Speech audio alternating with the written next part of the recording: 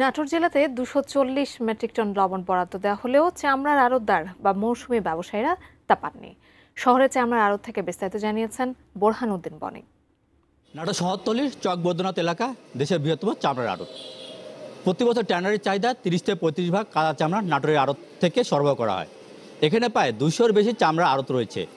১,০০০ লোকের কর্মসংস্থান সৃষ্টি হয়েছে। এখানে চাপাই, রাজশাহী, নওগাঁ, যশোর, পাবনা, আত্রাই, বেনাপোল থেকে চামড়া নিয়ে আসে ব্যবসায়ীরা।